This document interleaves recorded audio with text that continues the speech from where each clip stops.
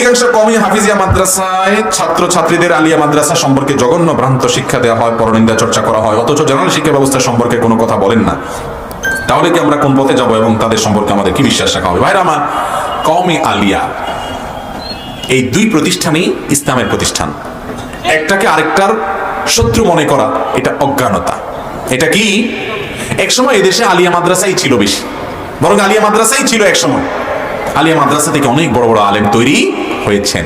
কালের আবর্তে হয়তোবা এক ধারার মাদ্রাসাতে কিছুটা পড়াশোনা, আমল আখলাক এটার পরিমাণ হয়তো কম দেখা যেতে পারে, কিন্তু আমরা যখন জেনারেল শিক্ষা ব্যবস্থা সাধারণ ধারার সাথে তুলনা করব, তখন দেখব যে এখানেও আলহামদুলিল্লাহ আলেম তৈরি হচ্ছে। অনেক আলিয়া মাদ্রাসা আছে যে আলিয়া মাদ্রাসা থেকে অনেক ভালো ভালো আলেম এখনো তৈরি হচ্ছে দলে দলে। আবার কওমি মাদ্রাসাও কালের আবর্তে সবসময় যে এর ধার, এর যে ঐতিহ্য, এর আমলি পরিবেশ, পড়াশোনা সবসময় যে একরকম থাকবে তা নয়। অবস্থার অবনতি, ভালো মন্দ বিভিন্ন সময় আল্লাহ তাআলা কাকে দিয়ে কতক্ষণ কতটুকু কাজ নেবেন সেটা আল্লাহ ভালো জানেন। কিন্তু কওমি হয়ে আলিয়াকে প্রতিপক্ষ মনে করা, আলিয়া হয়ে কওমিকে প্রতিপক্ষ মনে করা, ভাইরা আমার, এটা অজ্ঞানতা ছাড়া আর কিছু নাই। আমি গত পরশুদিন পঞ্চগড়ে গিয়েছি, এক আলেম এসে আমাকে বললেন, ভাই আপনি যে মাদ্রাসার মাহফিলে আসছেন, আপনি কি জানেন এটা আমাদের মাদ্রাসা না? আমি বললাম, কাদের? কাদিয়ানীদের? না না, সেটা না। তাহলে কাদের? খ্রিস্টান মিশনারিদের? না, সেটাও না। আমি বললাম, পুরা উত্তরাঞ্চল ধ্বংস করে ফেলেছে এই সমস্ত ষড়যন্ত্রগুলো। সেটা নিয়ে আপনার মাথা ব্যথা নাই? আপনার সাথে একটু ভিন্ন মত আছে, আপনি বলতেছেন এটা আমার না। আমি তো মনে করি এটাও আমার, এটাও আমার। মুসলমান ছোট কলিজার হবে না, তার কলিজাটা একটু বড় হবে। আপনি একটা ধারাকে উপকারী মনে করেন, আলহামদুলিল্লাহ সে ধারা খেদমত করেন। আরেক ভাইকে তাচ্ছিল্য করবেন না। ভাইরা, আমরা বহু কামড়াকামড়ি করছি, বহু এরকম রেশারেশি করছি, বহু একে অন্যকে তুচ্ছ তাচ্ছিল্য করছি, নিজেকে শ্রেষ্ঠ মনে করছি। এর দ্বারা ইসলামের কোনো ফায়দা হয় নাই, নফস এবং প্রবৃত্তির পূজা হয়েছে শুধুমাত্র। অতএব এই সমস্যা শুধু কোনো বিশেষ কওমি মাদ্রাসা যদি কোথাও হয়ে থাকে তো শুধু সেখানেই আছে তা না। হতে পারে কোনো আলিয়া মাদ্রাসাতে পড়ুয়া ভাই কওমি আলা ভাইদেরকে মনে করে সে আমার প্রতিপক্ষ। ভাইরে, নিজের ভাইকে প্রতিপক্ষ বানাচ্ছেন কেন? কওমি হোক আর আলিয়া হোক, এই সবগুলো আমাদের প্রতিষ্ঠান, এই সবগুলো উলামায়ে কেরাম তৈরির কারখানা। আমরা কোনোটা নিয়ে গর্ব করার সুযোগ নাই। আল্লাহ তাআলা আপনাকে নিয়ে আজ বেশি কাজ নিচ্ছে, কালকে আল্লাহ না করুক আরেকজনকে নিয়ে আল্লাহ কাজ নিতে পারেন। আল্লাহ কখন কার কাছ থেকে কাজ নেবেন এটা আল্লাহর ফয়সালা, ঠিক না ঠিক? অতএব আমরা ব্যক্তিগত ভাবে এসব নিয়ে রেশারেশি করবেন। এলাকাতে আলিয়া এবং কওমি মাদ্রাসা, আলিয়া মাদ্রাসার ভাইরা কওমিতে যাবেন, তাদের প্রোগ্রামে যাবেন, কওমি মাদ্রাসার ভাইরা আলিয়া মাদ্রাসার প্রোগ্রামে আসবেন, একে অন্যকে সহযোগিতা করবেন, কারণ আমরা সবাই আল্লাহর জন্য একে অন্যকে ভালোবাসবো। তাআবানু আলাল বিররি ওয়াত তাকওয়া, আল্লাহ বলেছেন ভালো এবং তাকওয়ার কাজে একে অন্যের সহযোগী হও। আর শয়তান আমাদেরকে প্রতিপক্ষ বানায় রাখছে, ঠিক না ঠিক? আমাদের সামনে যে চ্যালেঞ্জগুলো আছে, ওই চ্যালেঞ্জগুলো যদি আমরা জানতাম তাহলে এই রেশারেশি করতাম। আপনি দেখেন, দেশে যে একে অন্যকে ভিন্ন মতের মনে করে, প্রতিপক্ষ মনে করে, যখন বিদেশ চলে যায়, নিজের দেশের মানুষ খুব একটা পাওয়া যায় না, অনেক লোক খুঁজে এক দুইটা পাওয়া যায়। ওখানে দেখবেন একটা দেশি মানুষ, তার সাথে শত মত পার্থক্য থাকার পরেও দেখলে খুব আপন মনে হয় আমার দেশি ভাই। যারা বিদেশে থাকেন তারা এটা টের পান, যারা প্রবাসে যান তারা এটা টের পান যে দেশের মতো পার্থক্য ওখানে আর থাকে না, কারণ সেখানে আরো অনেক দেশের মানুষ আছে, তারা কেউ এত সহায়তামূলক আচরণ করে না নিজের দেশি ভাইটা যেরকম করে। ভাইরা আমার, ঠিক একইভাবে যত ষড়যন্ত্র আছে ইসলামের বিরুদ্ধে, মুসলমানদের বিরুদ্ধে, ওইগুলো যখন জানতে পারবেন, তখন আপনার মুসলমান ভাই আপনার সাথে কোনো বিষয়ে মত পার্থক্য আছে, তিনি একটাকে সঠিক মনে করেন, আপনি আরেক পদ্ধতিকে সঠিক মনে করেন, এরপরও দিন শেষে তিনি আপনার ভাই, আপনার সহযাত্রী, আপনি আপনার একে অন্যের আপনারা পরিপূরক। হযরত মাওলানা আবরারুল হক সাহেব রহমাতুল্লাহি আলাইহি ভারতের একজন বড় আলেম দ্বীন ছিলেন। তিনি বলতেন, দ্বীন কে হর কাম করনে ওয়ালোं को রফিক সমঝো, ফরিক না সমঝো। যারাই দ্বীনের জন্য, ইসলামের জন্য, ইসলামের কল্যাণে কাজ করে, মেথড যাই হোক না কেন, যদি আহলে সুন্নাত জামাতের অনুসারী হয়, তাকে তুমি তোমার বন্ধু মনে করবা, শত্রু মনে করবা, গ্রুপ মনে করবা না। কিসের গ্রুপ? সে আমার ভাই, হয়তো তার পদ্ধতি ভিন্ন, আমার পদ্ধতি ভিন্ন। আল্লাহ তাআলা আমাদের কলিজাগুলোকে বড় করার তৌফিক দান করেন। মুসলমানদের ঐক্য ছাড়া পৃথিবীতে কখনো মুসলমানদের উন্নতি হবে। অতএব বিভেদ এবং পার্থক্য, বিশেষ করে শত্রুতা বিদ্বেষের প্রাচীরকে ভেঙে গুড়িয়ে চুরমার করে দিতে হবে। চেষ্টা করবো তো ইনশাআল্লাহ। আল্লাহ আমাদেরকে তৌফিক দান করুন। কেউ যদি ভুলভাবে আমাকে প্রতিপক্ষ বানায়, আমি করব না, আমি তার বিশুদ্ধার করব না। আল্লাহ আমাদেরকে এরকম ধৈর্যশীল হওয়ার তৌফিক দান করুন। চাকরিজীবী ছেলেরা ছেলে ছাড়া মেয়ে বিতে চায় না অনেক অভিভাবক। মেয়ে প্রেম করলে সমস্যা নেই, চাকরিজীবী ছেলেই লাগবে। ব্যবসায়ীরা কি ভাত খায় না? ব্যবসায়ী দেখলেই নাক ছিটকায়। ভাই, যুবকদের মনে অনেক ব্যথা আছে, বোঝা গেছে। বেশিরভাগ প্রশ্ন যুবকদের। মুরব্বীরা একটু খেয়াল করেন, চাকরি যে করে, যত বড় চাকরি করুক না কেন, সবার প্রতি শ্রদ্ধা রেখেই বলছি, দিন শেষে চাকরি মানে চাকরগিরি। দিন শেষে কি? বড় চাকরি করে মানে বড় চাকর। ছোট চাকরি করে মানে ছোট চাকর, দিন শেষে সব কি? আরে ভাই, আর যে ব্যবসা করে সে হতে পারে ভ্যানে করে তরকারি বিক্রি করে, হতে পারে সে বাজারে বসে রাস্তার পাশে ফুটপাতে কিছু বিক্রি করে। এই ব্যবসা এবং চাকরি দুইটার মধ্যে যদি আপনি কম্পেয়ার করেন, অবশ্যই ব্যবসা উত্তম। ভাইরা আমার, চাকরিতে তো নির্দিষ্ট বেতন, ব্যবসায়ী আল্লাহ তাআলা তাকে এই অল্প ব্যবসাকে অনেক বড় করে দিতে পারেন, এবং এটা প্রায় হয়। এই জন্য ব্যবসার মধ্যে চাকরির তুলনায় বরকত বেশি থাকে। তাই বলে চাকরি করা হারাম বলতেছি না, নাজায়েজ বলতেছি না, জায়েজ আছে, আপনি করেন, কিন্তু উদ্যোগী হওয়ার চেষ্টা করতে হবে। যুবক ভাইরা, যেই লোক আপনার কাছে বিয়ে দেয় না চাকরি করেন না বলে, মনোযোগ দিয়ে ব্যবসাটা করেন, ভালো করে ভালো করে করেন।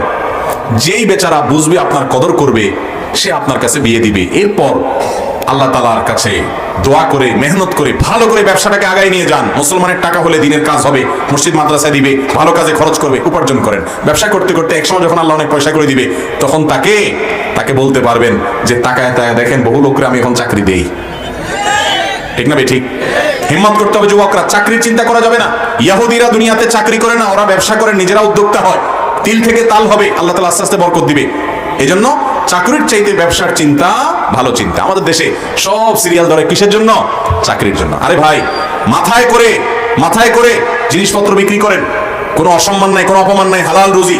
আল্লাহ তাআলা এক সময় বরকত দিতে দেখবেন অনেক টাকা হয়ে গেছে। যত বড় বড় ব্যবসায়ী দেখবেন, খবর নিয়ে দেখেন যে এক সময় ঢাকা শহরে বাদাম বেচতো বা এই জাতীয় কোনো কাজ করতো, আল্লাহ তাআলা এখন অনেক টাকা দিয়ে দিছে। এই জন্য মেয়ের বাবারা ভালো ছেলে খোঁজেন। বাবারে, চাকরি খুঁজবেন শুধুমাত্র, চাকরি করে যদি শুধু ঘুষ খায় সারাদিন, ওই হারাম খোরের চাইতে রিকশাওয়ালা অনেক ভালো। এই ভালোটা বুঝবেন না তো, সময় হলে বুঝবেন, তখন আফসোস করে আর কাজে আসবে না।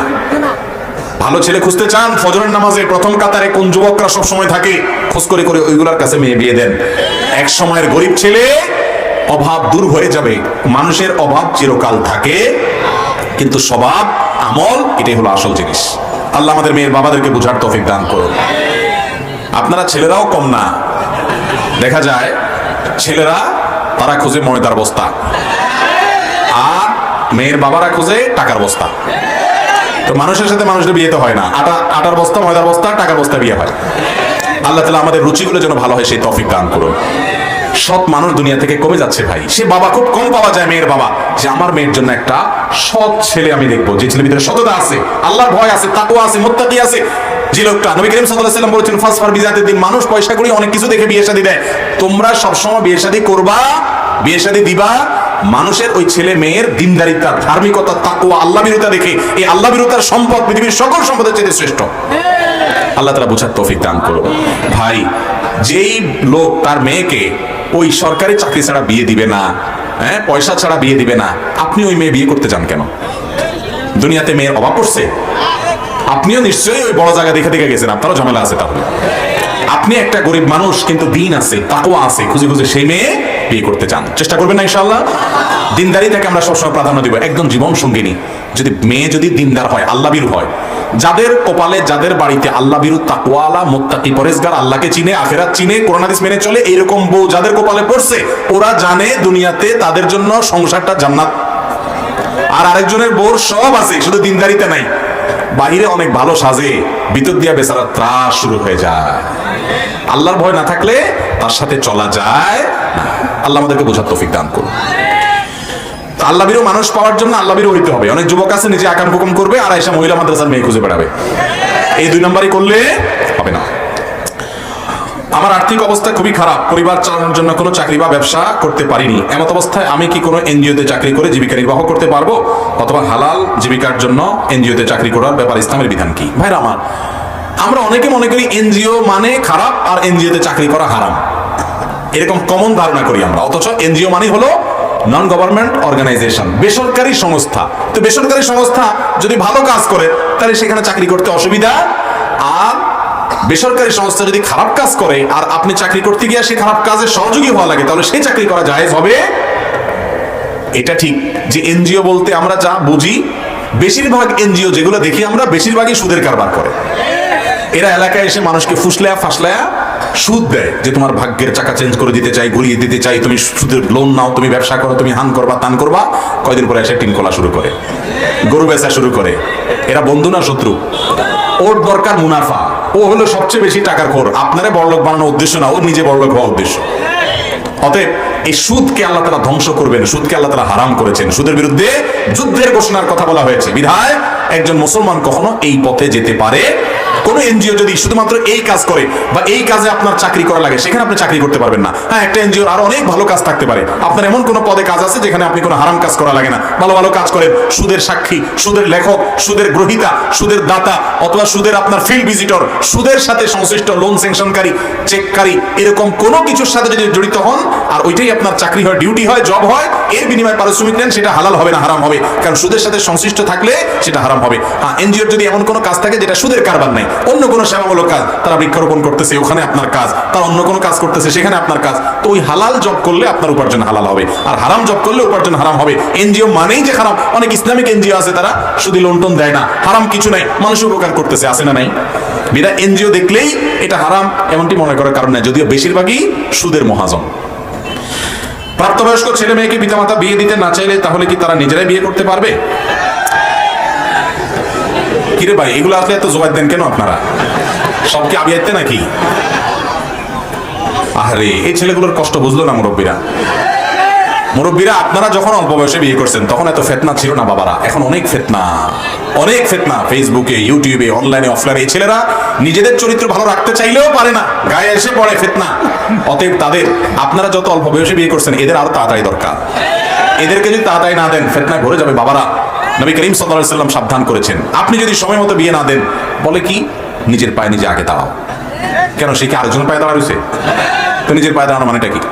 এটার মানে হলো তুমি এক বস্তা পয়সা কামাই করো, এরপর তুমি বিয়ে করিও। আপনি নিজে বিয়ে করার সময় কয় টাকার মালিক ছিলেন? বুকে হাত দিয়ে বলেন তো। পোলার বেলায় কথা যে বলতেছেন, ছেলের বেলায় আপনি নিজে বিয়ে করার সময় কয় টাকার মালিক ছিলেন? কিচ্ছু ছিল না আপনার। আপনার বাপে বিয়ে করাইছে, করাইছে না? না খাই মরে গেছেন আপনি। মন মানসিকতা পাল্টাতে হবে।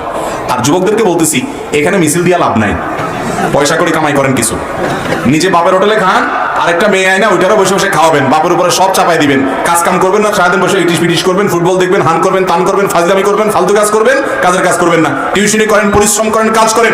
বিদেশে অমুসলিম দেশগুলোর অনেক ভালো দিক আছে যেগুলো ইসলাম আমাদেরকে দিয়েছে, আমরা করি না। তাদের দেশে দেখা যায় যে বড়লোকের ছেলেও সে নিজে উপার্জন করে, বাবার দিকে তাকায় থাকে না, কিছু একটা করে উপার্জন করেন, পয়সা করে কামান। আরে ভাই, দুনিয়াটা এরকম, পয়সা করে যখন কামানো ধরবেন আর পয়সা করে যখন হয়ে যাবে, তখন বিয়ে আপনি চাওয়া লাগবে না, মেয়ের বাপরা আপনার টেনে নিয়ে যাবে। অতএব নিজেরা উপার্জন করতে হবে। আর উপার্জন যদি করতে সেরকম নাও পারে, বাবা মারা সহযোগিতা করা উচিত, সহযোগিতা করা উচিত। আল্লাহ সবাইকে বুঝার তৌফিক দান করুন। কিন্তু তাই বলে বাপ মা দেয় না দেখে একদম নিজেরা পালায়া 2 নম্বরই করে বিয়ে করবেন। বিয়ে এটা পালায়া করা জিনিস না, এটা কি চুরি নাকি? এটা তো ভালো জিনিস, চুরি করে কেন করবেন? এটা জীবনে একবার করবেন, চুরিদারি করে পালায়া লুকিয়ে ছাপায় কেন করবেন? যেই কোনো ভাবে হোক বাপ মারে ফুসলা ফাসলা রাজি করাবেন, আর সিরিয়াস হবেন, এত কাজ করবেন, বাপ মা দেখবে যে মাশাআল্লাহ বিয়ের জন্য ছেলে আমার এত কষ্ট করতেছে, উপার্জন করবেন। এবং আলেম ওলামাদেরকে দিয়ে বুঝাবেন, তাদেরকে দিয়ে বুঝাবেন, কর্নারিসা আলোকে বুঝাবেন, দোয়াও করবেন, আল্লাহ মা বাবার দিলটা নরম করে দাও। যদি একদম মা বাবা তো অমানুষ হয়, অনেক মা বাবা আছে এরকম যে মেয়ের বয়স 30 হয়ে গেছে তাও বিয়ে দেয় না, চাকরি করে মেয়ে, বসে বসে পয়সা খায় বাপ মা, বিয়ে দিলে তো স্বামী নিয়ে যাবে। এরকম যদি হয় তাহলে সেক্ষেত্রে আলেমদের সাথে, আমার মাসআলা কমন মাসআলা নেবেন না, আলেমদের সাথে দেখা করে, বিচক্ষণ কোনো আলেমের সাথে পরামর্শ করে আপনার পুরো অবস্থা ডিটেইল বলে পরামর্শ নেবেন যে হুজুর আমার এই মুহূর্তে কি করা উচিত। এমনও হতে পারে যে আপনাকে তখন পারমিশন দেওয়া হবে, যাও তুমি কোনো দ্বিতীয় ব্যক্তিকে অভিভাবক বানিয়ে তোমার সেকেন্ড অভিভাবকের কাছে গিয়ে তার মাধ্যমে, অথবা তুমি নিজে প্রাপ্তবয়স্ক হলে বিয়ে করো, তারপরেও গুনাহ থেকে বাঁচতে হবেই হবে। প্রয়োজনে যদি এমন হয় যে সকল পথ বন্ধ, গুনাহ থেকে বাঁচার কোনো উপায় নাই, তাহলে সেদিকে আপনি যেতে পারেন শেষ চিকিৎসা হিসাবে। তার আগে অনেকগুলো আছে, গুনাহের রাস্তা তার কাছে যায় না, চোখের গুনাহ থেকে হেফাজত করেন, তাহলে তো অর্ধেক বাঁচা সহজ হবে। নিজে সব জায়গায় চোখ বেলা বেড়াবেন, এরপর বলবেন গুনাহ থেকে বাঁচতে পারি না, হবে না তো। আল্লাহ বলছেন ওয়ালা তাকরাবুজ জিনা, জিনার কাছেও, কাছে যায় বলবেন কি হুজুর বাঁচতে পারতেছি না, আপনি সরে আসেন, তাহলে তো বাঁচতে পারবেন। আল্লাহ তাআলা আমাদের জন্য সহজ করে দেন, যুবকদের চরিত্রগুলো হেফাজত করার তৌফিক দান করেন।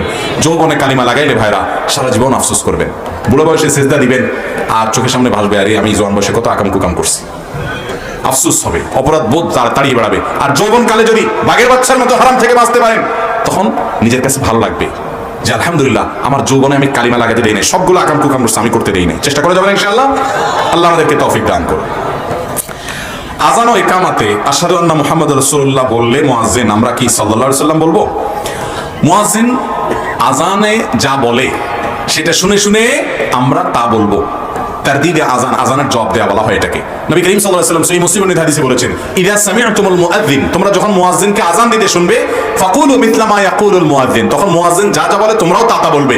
তো যা যা বলে তা তা বলতে বলছেন নবীজি। এমনকি ব্যাখ্যাও করে বলেছেন, একটা একটা বাক্য করে তিনি দেখেছেন, যখন আল্লাহু আকবার বলবে তখন তোমরা আল্লাহু আকবার বলবে, যখন আশহাদু আল্লা ইলাহা ইল্লাল্লাহ বলে তখন তোমরা আশহাদু আল্লা ইলাহা ইল্লাল্লাহ বলবে, যখন আশহাদু আন্না মুহাম্মাদুর রাসূলুল্লাহ বলে নবী সাল্লাল্লাহু আলাইহি ওয়াসাল্লাম শিক্ষা দিয়েছেন তখনও তোমরা আশহাদু আন্না মুহাম্মাদুর রাসূলুল্লাহই বলবে। সাল্লাল্লাহু আলাইহি ওয়াসাল্লাম বা দুরূদ পড়বেন আযানের শেষে, আযানের জবাব দিবেন তখন দুরূদ পড়বেন, কিন্তু ওই মধ্যখানে দুরূদ না, ওখানে আশহাদু আন্না মুহাম্মাদুর রাসূলুল্লাহ বললে আপনিও সাথে আশহাদু আন্না মুহাম্মাদুর রাসূলুল্লাহই বলবেন। অনেকে এটা জানে না, আশহাদু আন্না মুহাম্মাদুর রাসূলুল্লাহ বললে কি বলে সাল্লাল্লাহু আলাইহি ওয়াসাল্লাম বলবেন, দুরূদ পড়বেন আযানের শেষে, কিন্তু এখানে যা বলবে তাই বলবেন। হাদিসে নবী সাল্লাল্লাহু আলাইহি ওয়াসাল্লাম সেটাই শিক্ষা দিয়েছেন। তাহলে মুয়াজ্জিন আযান দিয়ে যে পরিমাণ সওয়াব পান, আপনি মুখে মুখে মুয়াজ্জিন বললে তার পেছনে পেছনে, তার সাথে সাথে তার পরে পরে যদি বলেন, এর মাধ্যমে মুয়াজ্জিনের আযান শুনে যত মানুষ নামাজ পড়ে, আল্লাহ তাআলা মুয়াজ্জিন যদি আল্লাহকে খুশি করার জন্য আযান দেয় তাকে সওয়াব দেয়, আপনি জবাব দিয়েও সেই পরিমাণ সওয়াব পাবেন। বিরাট বড় ব্যাপার, এটা করবেন। এরপরে প্রশ্ন হলো কাতার সোজা ও ফাঁকা বন্ধ করা ইসলামী দৃষ্টিতে এর গুরুত্ব কতখানি? কাতার সোজা করার গুরুত্ব অপরিসীম। নবী করিম সাল্লাল্লাহু আলাইহি ওয়াসাল্লাম বলেছেন, তোমরা কাতার সোজা করো, লা তাখতালিফু, কাতার বাঁকা করিও না, ফাতাখতালিফু কুলুবুকুম, তাহলে তোমাদের অন্তরগুলো বাঁকা হয়ে যাবে, সমাজে বিভেদ গন্ডগোল ফাসাদ হবে। কাতার সোজা করো। এবং নবী করিম সাল্লাল্লাহু আলাইহি ওয়াসাল্লাম কাতারের মধ্যকার ফাঁকা বন্ধ রাখতে বলতেন। ওই করোনা এসে আমাদেরকে যে দূরে সরাইছে এখনো কাছে আনতে পারে না। আর অনেক লোক আছে এখনো দূরে দূরে দাঁড়ায়, ঠিক না? ঠিক। নবী সাল্লাল্লাহু আলাইহি ওয়াসাল্লাম নামাজে দাঁড়িয়ে ইমামতির সময় প্রত্যেক ওয়াক্তে মানুষদেরকে সাবধান করতেন, সুদ্দুল খালাল, কাতারের মধ্যকার ফাঁকা বন্ধ করো। তিনি বলতেন সাওয়ু সুফুফাকুম, কাতার সোজা করো। তিনি বলতেন লা তাদাউল ফুরুজাত লিশাইতান, কাতারের মধ্যকার ফাঁকাগুলা শয়তানের জন্য রাখবা না।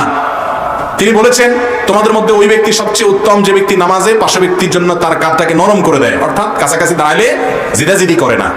এই জন্য ভাইরা আমার, কাতারের মধ্যে ফাঁকা রাখা ভালো জিনিস। অনেক লোক আছে কাতারের মধ্যে ফাঁকা বন্ধ করে তার সাথে মিলে দাঁড়াইতে গেলে সে বলে, ভাই গায়ের দিকে আসছেন কেন? আছে না এরকম বলে? এটা অজ্ঞানতা। তবে হ্যাঁ, এর মানে এই না ফাঁকা বন্ধ করতে গিয়ে আপনি একজনের গায়ের সাথে এমন ঠাসা ঠাসা করে দাঁড়ালেন যে বেচারার বিরক্তির কারণ হয় অথবা কষ্ট হয়, এরকম না। কিন্তু ফাঁকা বন্ধ করে দাঁড়ানোর চেষ্টা অবশ্যই করতে হবে। দুই পরিবারের সম্মতিতে বিয়ে ঠিক করা আছে, এমত অবস্থায় মেয়ের সাথে কথা বলা যাবে কিনা? খুব দরকারি একটা প্রশ্ন। আমাদের দেশে বিয়ের আগে অনেক সময় দেখা যায় একটা নাম দিছে এঙ্গেজমেন্ট, আসেনি আপনাদের এলাকায়? বিয়ের আগে আংটি পরায় রাখে, অথবা আংটিও পরায় না, শুধু মুখে মুখে কথা পাকাপাকি হয়, ঠিক আছে আমরা তাহলে বিয়ে পড়াবো, করবো 6 মাস পরে, 2 বছর পরে, 1 বছর পরে। ওই এঙ্গেজমেন্টের পরে, আংটি পরানোর পরে অথবা কথা পাকাপাকি হওয়ার পরে ছেলে মেয়ে মনে করে তাহলে আমরা বোধহয় এখন জামাই বউ হয়ে গেছে। এবার সারাদিন ইটিস পিটিস সালাপ সালাপ বেহুদা করতে থাকে স্বামী স্ত্রী সুলভ, টাটকা হারাম, জায়েজ নাই। যতক্ষণ পর্যন্ত আগদ না হয়েছে ততক্ষণ পর্যন্ত আপনারা স্বামী স্ত্রী হতে পারবেন। এতই যখন ইচ্ছা তাহলে আগদটা করাই ফেলুন। আবার ঝুলে রাখবেন কেন? এঙ্গেজমেন্ট আবার কি? এঙ্গেজমেন্ট জিনিসটা কি? ইসলামে কোনো এঙ্গেজমেন্ট ফ্যাঙ্গেজমেন্ট নাই। আগদ হয়ে গেছে, বিয়ে হয়েছে, আগদ হয় নাই, বিয়ে নাই, শেষ।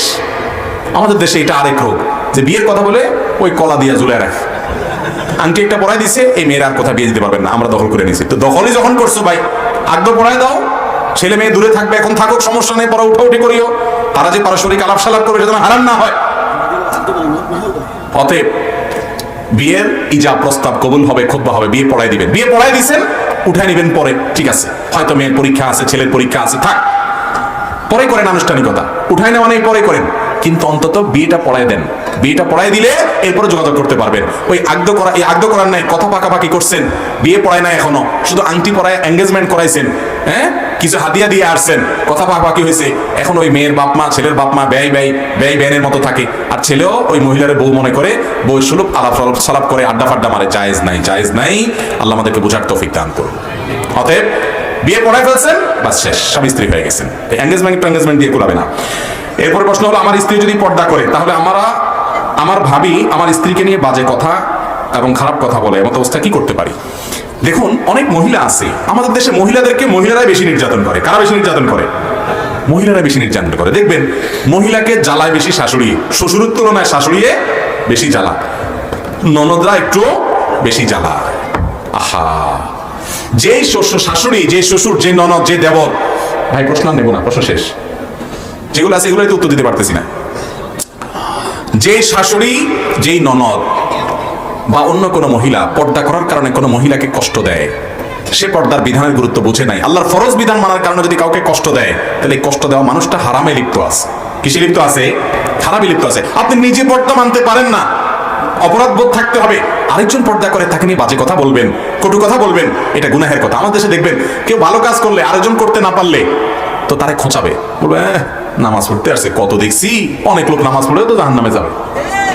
কথা খারাপ বলেন নাই, নামাজ যদি উল্টাপাল্টা পড়ে, ঠিকঠাক মতো না পড়ে, আর নামাজ পড়ে এদিকে আরেকজন আইল ঠেলে, তাহলে জাহান্নামে যাওয়া লাগতে পারে। কিন্তু আপনি যে নামাজ পড়তেছেন না, নামাজ পড়েও যদি ওনার জাহান্নামে যাওয়া লাগে, আপনি তো নামাজই পড়েন না, আপনার কোথায় ঠিকানা? জাহান্নামে তো জায়গা হবে না। কথা বুঝেন নাই? অনেক লোক আছে দেখবেন, একজন মহিলা পর্দা শুরু করছে, হ্যাঁ ফেরেশতা শাস্তি আসছে, কত দেখছি, কদিন পরে ছুটে যাবো। যুবকরা দায়ী রাখছে, আরে দায়ী রাখছো, দেখছি কয়দিন পরে ঠিকই সব ছুটে যাবো। এরকম কিছু মানুষ খোঁচাই না আছে না? আমি বলি এগুলা সাক্ষাৎ ইবলিস। মানুষ রূপী একটা মানুষ ভালো কাজ করে, তাকে উৎসাহ দিবে, উল্টা তারা সেখানে খোঁচায়। আছে না নাই?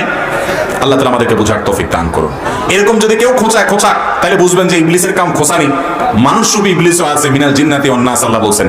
মানুষ শয়তানও আছে যে মনের ভিতরে কুমন্ত্রণা দেয়, আমি আমার জায়গা অটল থাকবো, যত খোঁচাখুচি করুক আমি আমার পথ ছাড়বো, এই চেষ্টা করতে হবে। আমার বাবা একজন ব্যবসায়ী, এখন কেউ যদি চুরি করা পণ্য বিক্রি করতে আসে, তাহলে সেই পণ্য নেওয়া কি জায়েজ হবে? না ভাই, মোটেই জায়েজ হবে না। অনেকে আছে দেখবেন যে কিছু কিছু জায়গায় জুতার দাম অনেক কম, ঢাকা শহরে আছে দেখবেন ভালো ভালো জুতা অনেক সস্তা সস্তা পাওয়া যায়, দেখছেন?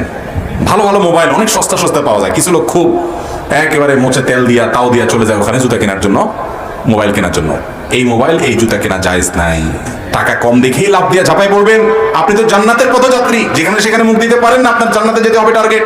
ওই হারাম নিতে পারেন না, কারণ এখান থেকে কেনা মানে হলো ওই চোরের দলে যোগ দেওয়া। চোরের বলা, ঠিক আছে ভাই তুই চুরি করে আন, আমি তোরে হেল্প করবো, এটা ওর সহযোগিতা। আল্লাহ কোরআন কারীমে সূরা মায়েদা 2 নম্বর আয়াতে বলেছেন, ওয়ালা তাআওয়ানু আলাল ইসমি ওয়াল উদওয়ান, পাপ এবং সীমালঙ্ঘন, খারাপ কাজ কেউ করলে তুমি সেখানে সহযোগিতা করবে না। আপনি তার মোবাইলটা কিনা, ওই জুতাটা ওখানে যায় কিনা মানে হলো চোর বেচারার কি করা? বেচারা তো না, চোর কপাল পোড়া সহযোগিতা করে। ব্যবসা করছেন, কথার কথা দোকানদার, আপনি জানেন এই জিনিসটা চুরি করে আনছে, বুঝাই যাচ্ছে, তাহলে ওর কাছ থেকে ওইটা কেনা জায়েজ হবে, পারলে ওরা ধরে পুলিশে ধরে দিবে। হিন্দু ভাইয়ের প্রশ্ন, আদম আলাইহিস সালামের সময় একজন মানুষ মারা গেল এবং ওই ব্যক্তি জাহান্নামী, তাহলে আল্লাহর বিধান অনুযায়ী ওই ব্যক্তির কবরে আযাব হবে কিয়ামতের আগ পর্যন্ত। আরেকজন মানুষ ঠিক কিয়ামতের আগে মারা গেল, উনিও জাহান্নামী। এখন প্রশ্ন হলো, দুই ব্যক্তির শাস্তির বিধানের সমতা, ন্যায় বিচার হবে কিভাবে? একজন কম শাস্তি, আরেকজন বেশি শাস্তি পেল, এক্ষেত্রে আল্লাহর শাস্তি বিধান সম্পর্কে জানতে চাই। প্রশ্নটা বুঝতে পারছেন আপনারা? সুন্দর প্রশ্ন। যে আদম আলাইহিস সালামের সময়কার কোনো মানুষ বেঈমান হয়ে মারা গেল, সে জাহান্নামে গেল, হাজার হাজার বছর সে কবরের আযাব ভোগ করতেছে। আবার এখন কেউ মারা গেলে কিয়ামত হইতে যদি আর ধরেন 2000 বছর বাকি থাকে, 200 বছর বাকি থাকে, যত বছর আছে এইটুকু ভোগ করলো কবরের আযাব, তাহলে ও যে এতদিন ধরে ভোগ করে আসতেছে আর এই কয়দিন ভোগ করতেছে, তাহলে দুজনের দুই রকম শাস্তি হলো। এটা তো একটু অন্যায় হয়ে গেল না, অবিচার হয়ে গেল না, অপরাধ একই করলো? প্রশ্ন হলো এটা, বুঝতে পারছেন? বাইরে আল্লাহ রাব্বুল আলামিনের বিচার, আল্লাহ রাব্বুল আলামিনের বিশ্লেষণকে আমার আপনার এই মাথা দিয়ে এত সহজে হিসাব করলে ভুল হবে। একজন মানুষকে 10,000 বছর ধরে আল্লাহ শাস্তি দিচ্ছেন, যতটুকু শাস্তি দিতে পারেন 10 দিনের ভিতরে আরেকজনকে তার চেয়ে বেশি কঠিন শাস্তি দিতে পারেন না? তাহলে আমার কথা বুঝেন নাই? একজন রে ধরেন জেলখানে নিয়ে ডেইলি 10টা করে ব্যাত দেওয়া হয়, কথার কথা, ওর ব্যাতের বাড়ির যে ওজন হয়, মাপ হয়, আরেকজন রে একদিন আগে জেলে আইনা এমন জোরে দিছে যে আগেরটা 10 দিন ধরে যে মাপে খাইছে ও একদিনে যা খাইছে ওইটা সমান হয়ে গেছে। হইতে পারে না? এই সহজ কিছু বুঝেন না? এটা তো দুনিয়ার মানুষই পারে।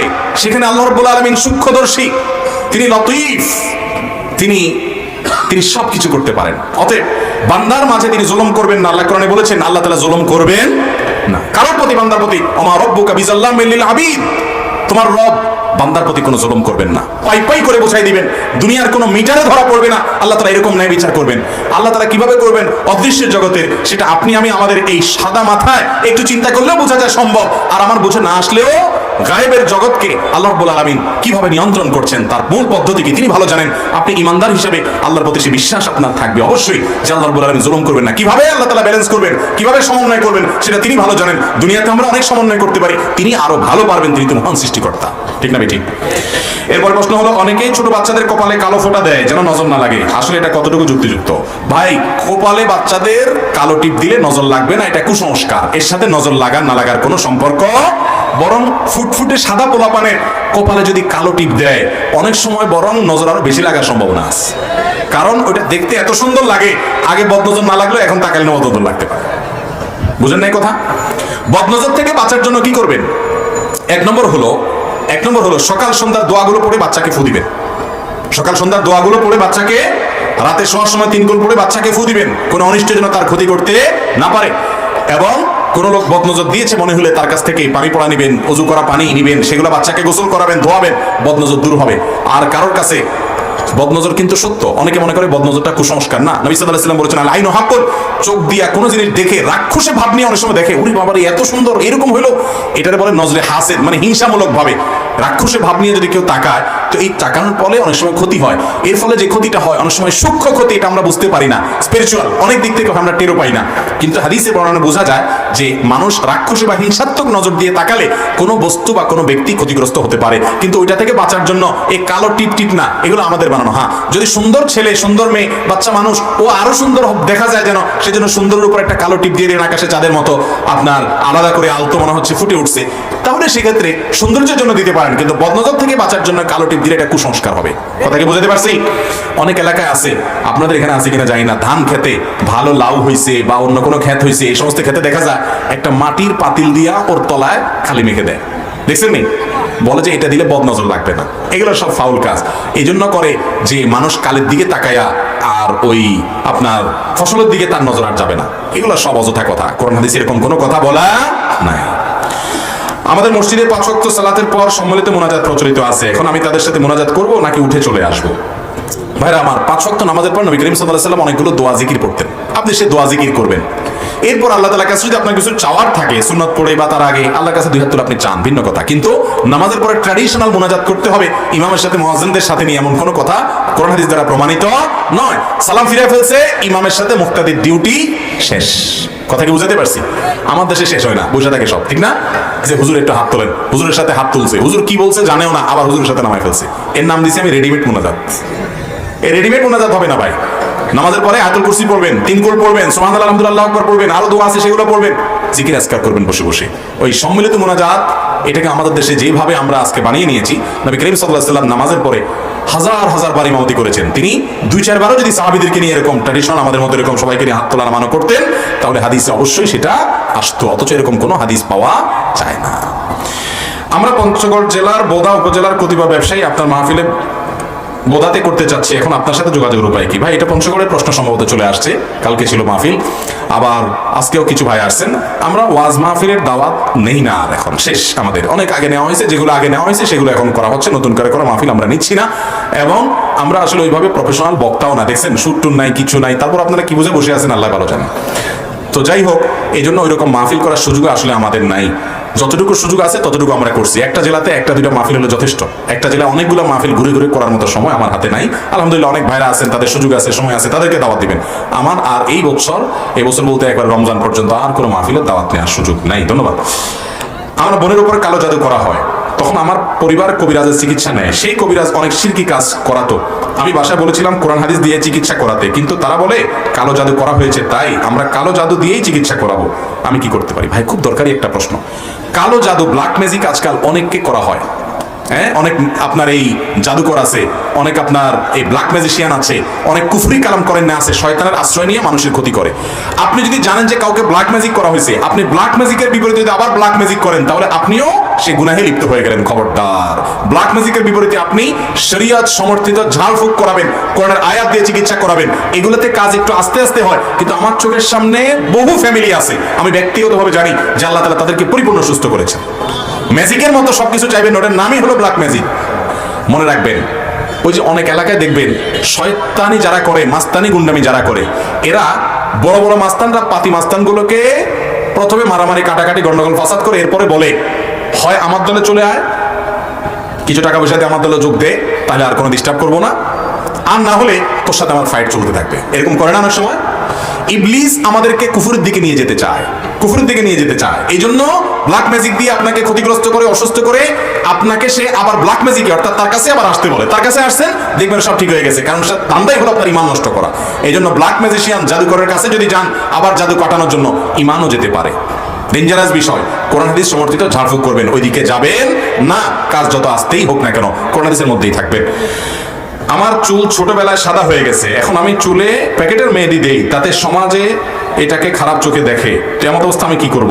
ভাইরা আমার, কারোর চুলে যদি কালো কালার হয়ে যায়, সাদা হয়ে যায়, তিনি চাইলে মেহেদির কালার ব্যবহার করতে পারেন, অন্য কোনো কালার ব্যবহার করতে পারেন। কালো কালার ব্যবহার করবেন তিনি চুল কালো করবেন না। নবী সাল্লাল্লাহু আলাইহি ওয়াসাল্লাম বলেছেন গায়রু হাদা শাই, তোমাদের সাদা চুল সাদা দাড়ি এগুলোকে অন্য কালারে পরিবর্তন করবা, তবে ওয়াজান্নিবু সাওয়াত, কালো কালার দিয়ে পরিবর্তন করবা না।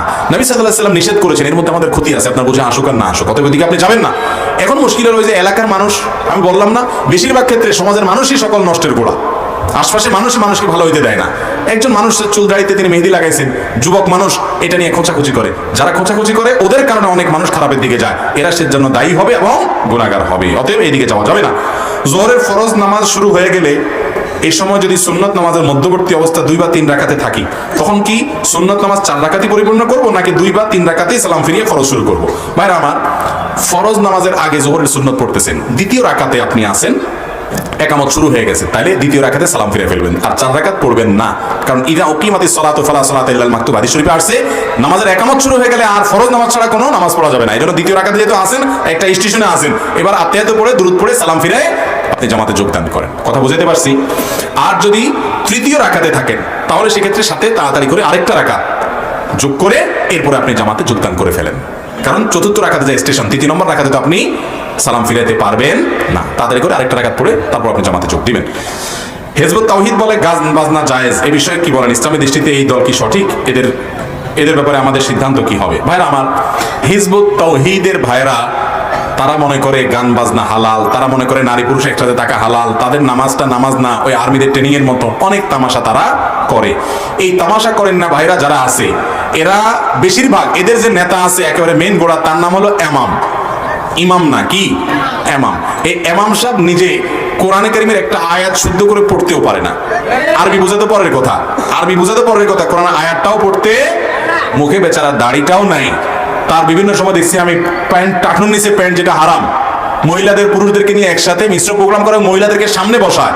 নবীজি সাল্লাল্লাহু আলাইহি ওয়াসাল্লাম নামাজের কাতারে নারীদেরকে পিছনে রাখতেন। এর মানে নারীদেরকে ছোট করা না, এর মানে নারীদেরকে সামনে রাখলে অন্যরা তাদেরকে তাকায় তাকায় বাজে চিন্তা করবে, এই সুযোগ দিতেন না। মুসলমান নারীর ইজ্জত সম্ভ্রম আছে, সেটাকে সেভ করার চেষ্টা করতেন নবী সাল্লাল্লাহু আলাইহি ওয়াসাল্লাম। আর এই দলের ইমামরা সামনে আনায় বসে, এরা বলে সব আলেম ওলামারা সব খারাপ গোমরা হয়ে গেছে, এরা কেউ প্রকৃত ইসলামে নাই, ওনারা প্রকৃত ইসলামে আছে। আর নবীজি সাল্লাল্লাহু আলাইহি ওয়াসাল্লাম বলেছেন মান কালা হালাকান নাস ওয়া হুয়া আহলাকুহুম, যারা বলবে সমাজের সবাই হালাক হয়ে গেছে, সবাই নষ্ট হয়ে গেছে, এই কথা যে বলবে ও হলো বড় নষ্ট, নবীজি বলছে। অতএব এদের বিভ্রান্তি থেকে আমাদেরকে দূরে থাকতে হবে, সচেতন সাবধান থাকতে। এদের কাজে দেখবেন আলেম ওলামাদের বিশুদ্ধার করা, আলেমরা নবীর ওয়ারিস, আলেমদেরকে বিশুদ্ধার করলে আর ইসলামই থাকে না, কোরআন হাদিস কার কাছে থাকবে? এরাই তো কোরআন ইসলামের ধারক বাহক। ভুল থাকলে ভুলের সমালোচনা হতে পারে, কিন্তু ঢালাও ভাবে এরা আলেম ওলামাদের সমালোচনা করে। এদের বিভ্রান্তি থেকে আল্লাহ তাআলা আমাদেরকে দূরে থাকার তৌফিক দান করেন। আমার 1 ঘন্টার মতো একটা আলোচনা ইউটিউবে আছে, এদের বিভ্রান্তিগুলো তাদের বই পুস্তক কিনে এনে আমি তন্ন করে পড়ে সেগুলো বের করে দেখিয়েছি। ওটা পুরোটা শুনলে আপনি বুঝতে পারবেন এটা যে একটা আস্ত একটা ভ্রান্ত দল। আল্লাহ তাআলা এদের বিভ্রান্তি থেকে আমাদের মুসলমান ভাই বোনদের ঈমান আমলকে হেফাজত করার তৌফিক দান করুন। মসজিদ কমিটির সদস্য বেনামাজি হলে কোনো সমস্যা আছে কিনা? সমস্যা হলো ওই ভদ্রলোকের মসজিদ কমিটির লোক হওয়ার যোগ্যতা নাই। কারণ আল্লাহ তাআলা কোরআনে কারীমে বলেছেন ইন্নামা ইয়ামুরু মাসাজিদাল্লাহ, নিশ্চয়ই আল্লাহর ঘর আবাদ করবে কারা? মান আমানা বিল্লাহ, এক যোগ্যতা এক থাকতে হবে, তাদের মধ্যে ঈমান থাকতে হবে, ওয়াল ইয়াউমিল আখির, আল্লাহ এবং আখিরাতের প্রতি ঈমান থাকতে হবে, ওয়া আকামাস সালাত, নামাজ পড়তে হবে, ওয়া আতাজ যাকাত, পয়সালা হলে যাকাত দিতে হবে, ওয়ালাম ইয়াখশা ইল্লাল্লাহ, আল্লাহ ছাড়া কাউকে পরোয়া করবে, দুনিয়ার ধান্দা কিছু করবে না, আল্লাহর ঘরে আল্লাহর বিধান অনুযায়ী চলবে, সেখানে কাউকে পরোয়া করবে না। এই 4 যোগ্যতা যদি থাকে তারা মসজিদ আবাদ করবে। এখন দেখা যাবে অনেক মসজিদে আছে ওই সভাপতি সাহেব, সেক্রেটারি সাহেব, সদস্য সাহেব নিজেই নামাজ পড়ে না, তো আল্লাহর বান্দা এখনো মসজিদে মুসল্লি হওয়ার যোগ্যতা হলো না, এই কমিটি কিভাবে সদস্য হবে? তারপরে আল্লাহর অনেক বান্দা আছেন যে মসজিদ কমিটির সদস্য হওয়ার উসিলাতে আস্তে আস্তে মসজিদের দিকে আগায় আসেন। এরকম যদি হয় তাহলে তাকে আগায় আসতে সুযোগ দেওয়া উচিত এবং আন্তরিকতা দিয়ে তাকে দাওয়াত দেওয়া উচিত, কিন্তু ধরে শুধু পয়সার জন্য বেনামাজি ধরে কমিটির সদস্য বানানো উচিত না। হারাম উপার্জন থেকে জেনে বুঝে মসজিদ মাদ্রাসায় লাগানো যাবে কিনা? আল্লাহ তাআলা বলেছেন ইন্নাল্লাহা তাইয়্যিবুন লা ইয়াকবালু ইল্লা তাইয়্যিবা, আল্লাহ পবিত্র ছাড়া কিছু গ্রহণ করেন না। অতএব আল্লাহর রাস্তায় দান করতে হলে কোনটা দান করতে হবে? হালাল এবং পবিত্রটা দান করতে হবে। হারাম টাকা দান করলে তার সওয়াব পাওয়া যাবে না। আল্লাহ তাআলা আমাদেরকে হালালটা দান করতে বলেছেন, বিধায় মসজিদ মাদ্রাসা হালাল টাকা দিবেন, হারামটা দিবেন। হারাম যেটা সেটা যার টাকা আত্মসাৎ করছেন তাকে ফেরত দিবেন, ওটা মসজিদ মাদ্রাসা অজায়গায় দিলে লাভ নাই, জায়গাটা জায়গা দিতে হবে। কথা কি বুঝতে পারছি? অনেক লোক আছে সারা জীবন হারাম হালাল বাজ বিচার নাই, পয়সা করি কামাইয়া ইয়া বড় অনেক পয়সালা হয়ে গেছে, এখন এখানে 50,000, ওখানে 1 লাখ, ওখানে 2 লাখ দিয়ে দিচ্ছে, সব 2 নম্বর টাকা। দুনিয়ার মানুষের কাছে দানশীল হইতে পারেন, আল্লাহ জানে সব চোরাই টাকা। অতএব আল্লাহর কাছে সওয়াব পাওয়া যাবে। আল্লাহর কাছে সওয়াব পাইতে হলে এই টাকা যাদেরটা আত্মসাৎ করছেন ওদের কাছে ফেরত দিয়ে আসতে হবে। কথা বুঝেন নাই? ওইটা মসজিদ মাদ্রাসার ওয়াজ মাহফিলে দিলে হবে ভাইরা আমার, বান্দার হক বড় জটিল বিষয়। আল্লাহ তাআলা কিয়ামতের ময়দানে প্রতিটা পয়সার বিচার করবেন। একজন রিকশাওয়ালা গায়ের জোরে 10টা টাকা ভাড়া দেন নাই, আল্লাহ তাআলা কিয়ামতের ময়দানে পাই পাই করে হিসাব করে রিকশাওয়ালাটা বুঝাই নিয়ে দিবেন। ওই দান দক্ষিণা করে কালো টাকা সাদা করতে পারবেন না। দুনিয়ার সিস্টেমে কিছু ট্যাক্স ভ্যাট দিয়া কালো টাকা সাদা করণ যায়। 2 নম্বর টাকা অনেক কামাইলেন, কিছু আল্লাহরে দিয়ে আর বাকিগুলো হালাল হয়ে গেল, এত সহজ না। যার টাকা তাকে ফেরত দিতে হবে অন্যায়ভাবে উপার্জন করে থাকলে। ওই যে কোন ব্যক্তির ঘটনা শুনছিলাম যে সে চুরি করে একটা গরু নিয়ে আসছে, আইনা কোরবানি দিয়ে দিছে। এরপর দেওয়ার পরে বলছে যে চুরি করলাম এটা গুনার কাজ, আর কোরবানি করলাম এটা সওয়াবের কাজ, তাহলে গুনাহ আর সওয়াবে কাটাকাটি হয়ে গেল, গোশত খাওয়াটা ফাও হয়ে গেল। এইরকম চালাকি করলে মুগুরের মায়ের একটাও নিচে। মসজিদ মাদ্রাসা বা দিনী কাজে সবসময় হালাল টাকা দিতে হবে, এটা ভালো কথা বলছেন। যারা নিচ্ছে মসজিদ মাদ্রাসা, খুব দরকারি প্রশ্ন। মসজিদ মাদ্রাসা কর্তৃপক্ষেরও উচিত বুকের পাটায় বল থাকতে হবে, পিঠে মেরুদণ্ড থাকতে হবে, বলতে হবে যে বিনয়ের সাথে বলতে হবে, কৌশলে। যদি জানেন যে এই লোক হারাম টাকা দিচ্ছে, বলবেন যে দেখেন আমাদের আপাতত লাগবে না, আপনি অন্য কোথাও দেন, ঘুরে ফিরে বলবেন। আর যদি বলতে পারেন সুন্দরভাবে বিনম্রতার সাথে বুঝাই দিবেন, দেখেন হালাল টাকা দেওয়ার চেষ্টা করেন আপনি, আমরা হালাল টাকা গ্রহণ করি। আর যদি মনে করেন যে এটা বললে গন্ডগোল হবে, তাহলে আপনি অ্যাভয়েড করেন। আর অন্তত এত কিছু যদি করতে না পারেন, একটা কাজ করেন। যেমন আমাদের আসন্না ফাউন্ডেশনে সারা দেশের মানুষ 10 টাকা 20 টাকা 50 টাকা দান করে, এটা দিয়ে লক্ষ লক্ষ টাকা হয়, সেটা আমরা মানুষের সেবামূলক কাজ করি, দিনের কাজ করার চেষ্টা করি। আমাদের যারা সদস্য হতে চায়, আমাদের ফরমে লেখা আছে, নিয়মে লেখা আছে, অবশ্যই হালাল টাকা দিতে হবে। আমরা কোনো হারাম টাকা চাই না। আপনি আমাদের এখানে সদস্য পদ নেবেন, হালাল টাকা দিয়ে নিতে হবে, আমরা শর্ত দিয়ে দিই। এরপরে যদি সে দেয় হারামটা, তা আল্লাহর সাথে বুঝবে। আমি অন্তত বলি মসজিদ কমিটির পিঠে এতটুকু মনোদণ্ড থাকা উচিত, মাদ্রাসা কমিটি, যে আমার মাদ্রাসা একটু চকচক কম করুক, কিন্তু আমি হালাল টাকা নিব। ওই হালাল টাকার বিল্ডিং এ পড়ে যে ছেলে পড়বে, ও মানুষের মতো মানুষ হবে। এখন তো আমাদের এসব নাই, চকচক করতে হবে মাহফিল, টাকা হারাম টাকা দিয়ে হইলেও হইতে হবে। আল্লাহ আমাদেরকে বোঝার তৌফিক দান করুক। এই যে বাইতুল্লাহ, মসজিদে হারাম, মসজিদে হারামে কালো কাবা, কালো গিলাফে মোড়ানো যে কাবা, এই কাবার এক পাশে যারা গেছেন জানেন, বুক পরিমাণ একটা ওয়াল দিয়ে ঘেরাও করা আছে, এটাকে হাতিমে কাবা বলে। এটা কিন্তু কাবার ভেতরের অংশ ছিল, এর ভিতরের অংশটা কাবার ভিতরের অংশ। মূলত ইব্রাহিম আলাইহিস সালাম যে কাবা বানাইছেন, এটাও ভিতরে ছিল। কিন্তু আমাদের নবী করিম সাল্লাল্লাহু আলাইহি ওয়াসাল্লামের দাদা আব্দুল মুত্তালিবের আমলে, ওনার তত্ত্বাবধানের নেতৃত্বে যখন কাবা পুনর্নির্মাণ করা হয়, ওনারা মুশরিক ছিলেন মক্কা, কিন্তু তারা হালাল হারাম বুঝতো, তারা পর্যন্ত বুঝতো। তারা বলছিলেন যে হারাম টাকা আমরা নেব না, আল্লাহর ঘর বানাইতে শুধু হালাল টাকা নেব। তারা জানে সমাজে কার কামাই রোজগার কি, এই জন্য তারা হালাল টাকা দিয়ে বানাইতে গিয়ে টাকার অভাব পড়ছে, এইটুকুরে আর মসজিদ বানাইতে পারে না, উঁচু করে রাখছে। আজও পর্যন্ত কাবার ওই অংশ ওইভাবেই আছে, এখনো পর্যন্ত কাবার মূল অংশের সাথে নাই। পৃথিবীর মানুষ যেন শিক্ষা গ্রহণ করে, অথচ আমাদের মসজিদ মাদ্রাসা বলেন, দ্বীনি শিক্ষা প্রতিষ্ঠান বলেন, আমরা এখানে হারাম ঘর না হালাল ঘর দেখা নাই, টাকা দিলেই মারহাবা চিল্লে, ঠিক না? ঠিক। অতএব মসজিদ মাদ্রাসার লোকরা, ইমাম সাহেবরা মিম্বর থেকে বলবেন, খবরদার আল্লাহর ঘরে হারাম টাকা দিবেন না, টাকা কম থাকুক তাও ভালো, হারাম টাকা চাই না। পয়সা হলে সবাই তার মাথায় তেল দেয়, হুজুররাও মারহাবা বলে। আল্লাহ আমাদেরকে বোঝার তৌফিক দান করুন। প্রচলিত জন্ম নিয়ন্ত্রণ পদ্ধতিগুলো শরীয়তে জায়েজ কিনা? ভাইরা আমার, জন্ম নিয়ন্ত্রণের স্থায়ী পদ্ধতি যেগুলো, যেমন লাইগেশন, একসাথে আর বাচ্চা কোনোদিন নেওয়ার কোনো সুযোগ থাকবে না, চিরতরে বন্ধ করে ফেলা, এটা হারাম। সকল ওলামায়ে কেরামের ঐক্যমত, এটা কি হারাম। স্থায়ী না হয়ে যদি অস্থায়ী জন্ম নিয়ন্ত্রণ হয়, সাময়িক জন্ম নিয়ন্ত্রণ হয়, সেটা কন্ডোমের ব্যবহারের মাধ্যমে হতে পারে, পিল খাওয়ার মাধ্যমে হতে পারে, বা অনেক আধুনিক পদ্ধতি বের হয়েছে 3 মাস 6 মাসের জন্য, লিমিটেড 1 বছর 2 বছরের জন্য। এটা জায়েজ হতে পারে শর্ত সাপেক্ষে। শর্ত কি? এই জন্ম নিয়ন্ত্রণের উদ্দেশ্য যদি হয় যে এই মুহূর্তে একটা বাচ্চা আছে, আরেকটা বাচ্চা হয়ে গেলে 2টা মানুষ করা কষ্ট হয়ে যাবে, অথবা এমন জায়গায় বাসা আছে যে এই বাচ্চাটা এখন কোলে পিঠে করে মানুষ করার মতো লোক নাই, এঙ্গেজ আছেন তারা দুজনের স্বামী স্ত্রী, অথবা তাদের জন্য কষ্ট হয়ে যাবে, অথবা স্ত্রীর শরীর অবস্থা এত খারাপ যে এখন আরেকটা বাচ্চা নেওয়া রিস্ক হয়ে যাবে, কষ্ট হয়ে যাবে, এই জাতীয় কারণে জন্ম নিয়ন্ত্রণ করা যায়, জন্ম বিরতি দেওয়া যায় অস্থায়ী পদ্ধতিতে। কিন্তু যদি উদ্দেশ্য হয় যে না আমাদের ইনকাম তো কম, এখন আরেকটা বাচ্চা হলে খাবে কি, এই চিন্তায় যদি জন্ম নিয়ন্ত্রণ করে, সেটা হারাম। সেটা কি? হারাম, পরিষ্কার হারাম। কারণ আল্লাহ তাআলা কোরআনে কারিমে বলেছেন, লা তাকতুলু আওলাদাকুম খাশিয়াতা ইমলাক, তোমাদের বাচ্চাদেরকে তোমরা হত্যা করবে না খাদ্য দেওয়ার ভয়ে, রিজিক দেওয়ার ভয়ে। নাহনু নারযুকুহুম ওয়া ইয়্যাকুম, আমি আল্লাহ বলছেন আমি তোমাদেরকে, তোমাদের সন্তান সবার রিজিক আমি দেব। ভাইরা আমার, আমাদের দেশে মানুষ এখন একটা স্লোগানের কাছে কাবু হয়ে গেছে, কি? ছোট সংসার সুখী সংসার। শুনছেন আপনারা? মানে ছেলে হোক মেয়ে হোক, একটা দুটো থাকলে তারা নাকি অনেক সুখী হয়। আমরা তো দেখি যে এদের চাইতে দুঃখী আর কেউ নেই। আরে ভাই, মানুষ এটা কখনো কোনো জায়গার জন্য বোঝা না, মানুষ এটা সম্পদ। হ্যাঁ, সাময়িক জন্মবিরতিকরণ হতে পারে বিশেষ কারণে, কিন্তু একবার যদি জন্ম নিয়ন্ত্রণ করতে করতে মানুষের জন্মের হার অনেক বেশি কমে যায়, প্রেডিকশন অনুযায়ী দেখা যায় একটা সময় আরো ক্রাইসিস হবে, মানুষের অভাব দেখা দিবে, এরপরে আর মানুষের জন্মের হারকে জাগায় আনা যায় না। চায়নাতে এখন জন্মের হার বাড়ানোর জন্য সরকার ভর্তুকি দিয়েও বাড়াতে পারছে না। পৃথিবীর অনেক উন্নত দেশ বাচ্চা হলে সরকার পুরো সব ঢেলে দেয়, টাকা দেয়, পয়সা দেয়, এটা দেয়, সেটা দেয়, বাচ্চা হলেই পাচ্ছে। কেন? কারণ মানুষের অভাব। ওই দেশগুলো বাইরের লোক এনে চলাচ্ছে। ওই যে একসময় জন্ম নিয়ন্ত্রণ করতে করতে মানুষের বাচ্চা নেওয়ার অভ্যাস টেন্ডেন্সি দূর হয়ে গেছে। এটা ডেঞ্জারাস, মানব সভ্যতার জন্য হুমকির মধ্যে পড়বে। ইসলাম সেজন্য সেটাকে নাজায়েজ বলে। মনে রাখবেন, যাদের 7টা 8টা 10টা বাচ্চা আছে, এরা দেখবেন ওই 1-2টা বাচ্চা আল্লাহর চাইতে বেশি সুখে আছে। কেন আমি বলি, 1টা বা 2টা হইলো, আল্লাহ না করুক 2টাই অমানুষ হইলো, আপনার এবার যাওয়ার পথ কি বলেন? কোন উপায় আছে? আর যাদের 4টা 5টা 6টা 7টা আল্লাহ দিছে, ওই ধান সিটার মতো 5-7টা থাকলে ছেড়ে দিলেও 1-2টা এমনি মানুষ হয়ে যায়। বুঝেন নাই কথা? অতএব জন্ম নিয়ন্ত্রণ করতে পারেন শারীরিক অসুস্থতার কারণে স্ত্রীর, অথবা সামাজিক বা পারিবারিক প্রেক্ষাপট এখন এই মুহূর্তে আপনার জন্য উপযোগী না, সেজন্য সেটা ভিন্ন কথা। কিন্তু তাই বলে ওই কি খাওয়াবে চিন্তা করবেন না। এ ভাই, কুকুরের বাচ্চা কয়টা হয়?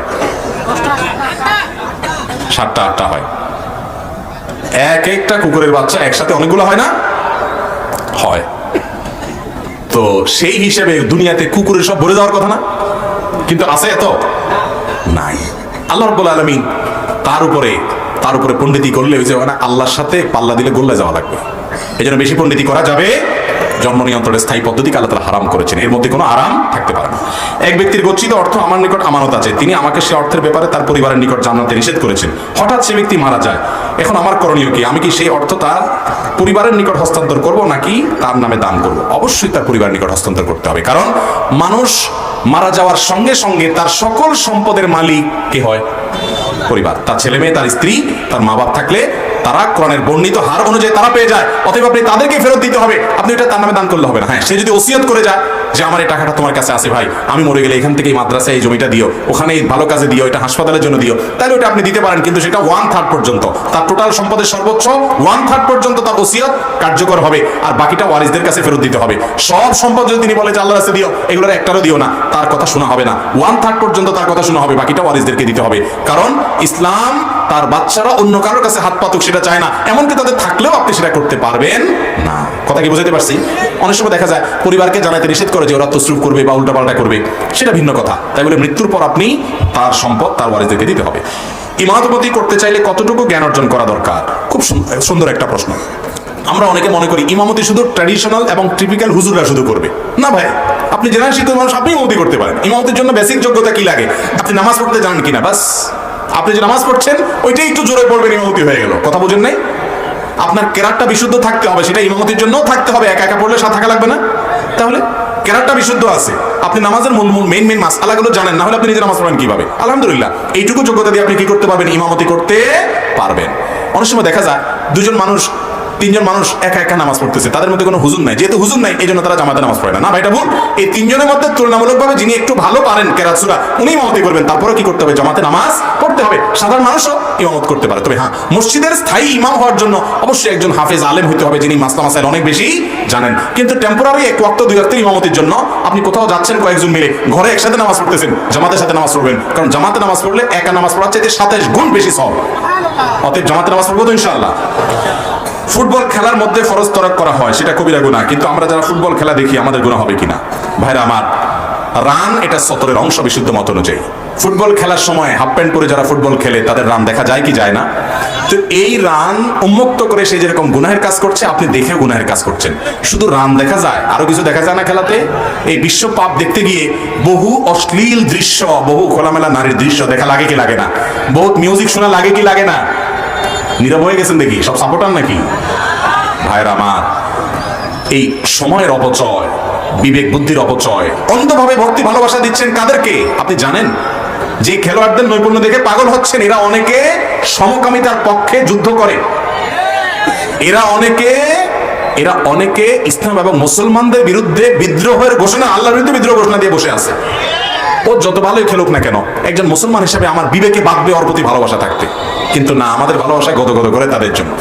আল্লাহর কাছে এই ভালোবাসার অপচয়, অপাত্রে যেখানে সেখানে ব্যয়, যৌবনের এই অপব্যবহার, অজাগায় উচ্ছলতা, হিসাব দিয়ে করতে হবে যুবক। তোমার আবেগ এত সস্তা নয়।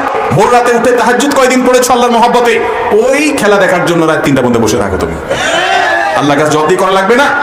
কোথাকার কোন দেশের খেলোয়াড়, তাদের সাথে আমাদের দেশের সামাজিক, রাজনৈতিক, ধর্মীয় কোনো সম্পর্ক নাই, তাদের জন্য শহীদ হয়ে যাচ্ছে আমাদের যুবকরা। এত বিবেকহীন মানুষ তাদের পতাকা টাঙ্গাচ্ছে। কত গরিব মানুষের গায়ে শীতের কাপড় নেই, মাদ্রাসার বাচ্চারা অনেকে কষ্ট করে, অনেক অভাবী মানুষ আশেপাশে আছে, সেটা দেখার খবর নাই। কোথাকার কোন দেশের নামে 1 মাইল পতাকা বানায়, এর চেয়ে বড় মূর্খতা আল্লাহর জমিন আর কি আছে? আরে ভাই, ও গোল দিলে তোমার এত লাভ দেওয়ার কি আছে? ও গোল দিলে পয়সা পাবে, ও হারলে তোমার কান্দার কি আছে? ও হারলেও পয়সা পাবে, তুমি করুর বলদের মতো উদাই লাফাইতেছো। আল্লাহ আমাদের যুবকদের বোঝার তৌফিক দান করুন। মুসলমান এই হারাম কাজ করতে পারে না। আরে ভাই, মুসলমান যুবক এখন এগুলো বললে বলে কি হুজুরদের জ্বালা কিচ্ছু করতে পারবো না, একটু খেলা দেখবো, তাও আবার ধর্ম টেনে নিয়ে আসে হুজুর এখানে। এ ভাই, খেলা দেখতে বলছে কি তোমার? তুমি নিজে খেলো, তুমি নিজে 3/4 প্যান্ট পরো যাতে তোমার রান দেখা না যায়। তুমি সতর ঢেকে বড় প্যান্ট পরে তুমি ফুটবল খেলো, তুমি ক্রিকেট খেলো, সেখানে পারস্পরিক লেনদেন রাখিও না, শারীরিক ব্যায়ামের উদ্দেশ্যে তুমি খেলো। তুমি দৌড়াদৌড়ি প্রতিযোগিতা করো, নবী সাল্লাল্লাহু আলাইহি ওয়াসাল্লাম দৌড়াদৌড়ি প্রতিযোগিতা করেছেন। ইসলামে খেলাধুলা নাই তা না, ওই বেটা খেলতেছে দৌড়াইয়া, ওর শরীরের চর্বি জ্বলাইতে আছে, ওর স্বাস্থ্য ভালো থাকবে, ও পয়সা করে কামাবে, ওর ধান্দা। তুমি ভূতের মধ্যে রাত জায়গা দেখতেছ, তোমার তো স্বাস্থ্য নষ্ট হবে, তোমার লাভটা কি? কথা কি বুঝাতে পারছি? আল্লাহ আমাদের বিবেকগুলোকে খুলে দেখ। আর 3-4টা প্রশ্ন আছে ভাই। আমি একজন দলিল লেখক, দলিল করতে গিয়ে অনেক সময় অফিসারকে ঘুষ দিয়ে দলিল করতে হয়, কিন্তু আমি কোনো ঘুষের টাকা নেই না। অফিসার যে পরিমাণ চায় সে পরিমাণ টাকা আমার দলিল গ্রহীতা ক্লায়েন্টের কাছ থেকে নেই, তাই দিয়ে দেই, আমার গুনাহ হবে কিনা? ভাই, যদি এমন হয় যে এছাড়া কোনো উপায় নাই, সে ঘুষ ছাড়া কোনো দলিল করে না, নিরুপায় আপনি, এবং আপনার কাছে আর কোনো পেশা নাই, তাহলে সেক্ষেত্রে বাধ্য হয়ে যে আপনি ঘুষ দিচ্ছেন এর কারণে আপনার গুনাহ হবে না। কিন্তু সে গ্রহীতা, সে তো অবশ্যই হারাম খাচ্ছে যে ঘুষ খাচ্ছে। আর আপনি যদি এই পেশা ছেড়ে অন্য কোনো পেশায় যাওয়ার সুযোগ থাকে, তাহলে হারাম নিজে না খাইলেন কিন্তু দেওয়া তো লাগলো, হারামের সাথে জড়াইলেন, তো এটা থেকে বাঁচার জন্য আপনার পেশা পরিবর্তন করা উচিত, আল্লাহর জন্য ত্যাগ করলেন। আমরা একটা মসজিদের জন্য বাজেট পেয়েছি, কিন্তু এই বাজেট নিতে আমাদেরকে 2,50,000 টাকা ঘুষ দিতে হয়েছে। ওই মসজিদে নামাজ হবে কিনা জানতে চাই। ভাই, দুনিয়া কোথায় চলে গেছে যে মসজিদের টাকা ছাড়াইতে গেলেও কি দেওয়া লাগে? ঘুষ দেওয়া। এই ঘুষখোরগুলার তো জাহান্নামেও জায়গা হবে কিনা আল্লাহ জানে। আহা ভাইরা আমার, আমি একটু আগে বলছি মসজিদ কমিটির লোকদের মেরুদণ্ড থাকা উচিত। ঘুষ দিয়া মানুষ তোমাকে টাকা দান করছে আল্লাহর ঘরে খরচ করার জন্য, ওই টাকা ঘুষ করলে ঘুষ দিবা তুমি, এটা জায়েজ হবে না। তুমি ওই টাকা দিয়া মসজিদের জন্য টাকা ছাড়ানোর দরকার নেই, বলবা ঘুষ করবে মুখের উপরে যে 2,50,000 কেন, পুরো টাকা তুমি খাইয়া ফেলাও। আমরা হারাম দিয়া তোমার কাছ থেকে আল্লাহর ঘরের টাকা নেব, আমাদের ঘর পাকার দরকার নাই, কাঁচা ঘরে নামাজ পড়বো, সব আরো বেশি হবে। এখন যে ভাব চক্কর, তাতে মনে হয় যত চকচক হবে মসজিদ, মনে হয় সব তত বেশি হবে। আসলে কি ব্যাপারটা তাই? এই অসুস্থ প্রতিযোগিতা থামাতে হবে। আমাদের মসজিদের চকচক দরকার নাই, আমরা হালাল টাকা চাই। কথা কি বুঝতে পারছি? অতএব ভাইরা আমার, এই ঘুষ দিয়ে মসজিদের টাকা ছাড়ানো জায়েজ হবে। সাম্প্রতিককালে আমরা দেখতে পাই অনেক যুবক দিনের পথে প্রত্যাবর্তন করছে, কিন্তু কিছুদিন যাওয়ার পর তাদের মধ্যে কিছু কিছু যুবক আবার বিপথে চলে যায়, তারা তাদের অন্তরের নূর হারিয়ে ফেলে। সেই সব যুবককে কিভাবে অন্তরের নূর টিকিয়ে রেখে ইমানের শক্তিতে বৃদ্ধিতে সচেষ্ট হয়? ভাইরা আমার, ইমান আনার পর আবার নষ্ট হয়ে যাওয়ার ভয় আছে, এই জন্য কয়েকটা কাজ করতে হবে। নাম্বার 1, চোখের জেনা থেকে বাঁচতে হবে। যুবকদের জন্য এটা হলো সবচেয়ে বিষের মতো, যে চোখ দিয়ে আমি কোনো পরনার দিকে দেখবো না, কান দিয়ে কোনো মিউজিক সহ গান শুনবো না। এই দুইটা জিনিস যদি থেকে বাঁচতে পারেন, আর হারাম খাওয়া উপার্জন থেকে বাঁচতে পারেন, দেখবেন আপনি ইমানের নূর পাবেন ইনশাআল্লাহ। আপনি কিছুদিন করে দেখেন, দেখবেন ইমান নূর পাবে, বলতে স্বাদ পাবেন। নাম্বার 3, নেককার, ভালো নেককার মানুষদের সাথে থাকবেন, আল্লাহওয়ালা, আমলওয়ালা, মুত্তাকি, পরহেজগার, আল্লাহর ভয় আছে এই মানুষগুলোর সাথে, যারা হারামের ধারে কাছে যায় না জীবন গেলেও, তাদের সাথে থাকবেন। নাম্বার 4, আল্লাহর কাছে দোয়া করবেন, রব্বানা লা তুযিগ কুলুবানা বা'দা ইয হাদাইতানা ওয়া হাব লানা মিন লাদুনকা রাহমা ইন্নাকা আনতাল ওয়াহ্হাব। হে আমার রব, হেদায়েত যেটা একবার দিবেন আর আমাকে পথভ্রষ্ট করবেন না। আল্লাহর কাছে দোয়া করবেন, আল্লাহ ইনশাআল্লাহ হেদায়েতের উপর রাখবেন। ইহদিনাস সিরাতাল মুস্তাকিম যখন পড়বেন, হেদায়েত চাইবেন, চোখের পানি ফেলবেন, ইনশাআল্লাহ আল্লাহ তাআলা হেদায়েতের উপর রাখবেন। কুকুর যদি ক্ষুধার্ত থাকে, তাকে যদি দেখার পরও না খাওয়াই, তাহলে গুনাহ হবে কিনা? ভাইরা আমার, ক্ষুধার্ত কুকুর যদি দেখেন, আপনার সামর্থ্য যদি থাকে তাকে খাবার দেওয়ার, তাহলে আপনি অবশ্যই তাকে খাবার দিবেন, কারণ সেও আল্লাহর প্রাণী, আল্লাহর সৃষ্টি। একটা কুকুরকে, পিপাসার্থ কুকুরকে একজন ব্যভিচারী নারী তার ওড়না আপনার কুয়ার ভিতরে ঢেলে সেখান থেকে পানি ভিজিয়ে উঠিয়ে চিবিয়ে খাইয়েছে, পানি পান করিয়েছে। এই আমলটার কারণে আল্লাহ এত খুশি হয়েছেন যে ওই মহিলার জীবনের সব গুনাহ মাফ করে দিয়েছেন।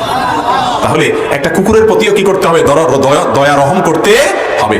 প্রত্যেক প্রাণী, যার প্রাণ আছে, তার প্রতি আমাদের মায়া দয়া থাকতে হবে। এই জন্য কুকুরকে খাবার দিলেও আপনি সওয়াব পাবেন আল্লাহর কাছে। আপনি খাবার না দিলে, যদি সেই কুকুরটা ক্ষুধার্ত থেকে মারা যায়, আর দেওয়ার কেউ নাই, অথচ আপনার কাছে খাবার আছে, তাহলে আপনার গুনাহ হবে। কথা কি বুঝতে পারছি? একটা বিড়ালকে বেঁধে রেখেছে এক মহিলা, সে সবসময় নামাজ কালাম পড়তো, কিন্তু বিড়ালকে বেঁধে রেখে খাবার দেয় নাই, সেজন্য সে জাহান্নামে গেছে। নবী সাল্লাল্লাহু আলাইহি ওয়াসাল্লামকে আল্লাহ ওহীর মাধ্যমে জানিয়েছেন। ভাইরা আমার, তাহলে বোঝা গেল আল্লাহর প্রাণী সৃষ্টির প্রতি দয়া করা ছাড়া মানুষ খাঁটি মুসলমান হতে পারবে? অনেক যুবক আছে দেখবেন, একটা ইঁদুরকে কষ্ট দিয়ে মারে, তারা আনন্দ ফুর্তি করে, একটা পাখিরে কষ্ট দিয়ে মারে, আনন্দ ফুর্তি করে, আছে না এগুলা পাষাণ, এরা কখনো ভালো মুসলমান হতে পারে? আর নবী করিম সাল্লাল্লাহু আলাইহি ওয়াসাল্লাম শুধু মানুষের জন্য রহমতময়, পশুর জন্য রহমত। তিনি বলেছেন, তোমরা যখন পশু জবাই করবে, জবাই করার আগে ছুরিটা ভালো করে ধার দিবে, অযথা পোছাপুছি করে, যাতে করে তাকে কষ্ট দিতে না হয়, যাতে করে তাড়াতাড়ি তার রূপটা বের হয়ে যায়। আল্লাহ খাওয়া হালাল রাখছে, এই জন্য তুমি অমানবিক ভাবে তাকে হত্যা করবে বা জবাই করবে, এটা আল্লাহ তাআলা অনুমতি দেন নাই। এই জন্য ভাইরা আমার, কুকুর, বিড়াল, অন্য সকল প্রাণী, তাদের প্রতিও দয়া মায়া প্রদর্শন করতে হবে। গালি দেওয়া নিষেধ আছে ইসলামে, কিন্তু একজন আলেম অন্য আলেমকে অনেক খারাপ ভাষায় গালি দেয়, এই সম্পর্কে কি বলেন? ভাই, আমার জাতি ভাই করে দেখে ওটাকে আমি হালাল করতে পারবো? আল্লাহ যেটা হারাম করছেন সেটা সবার জন্য কি?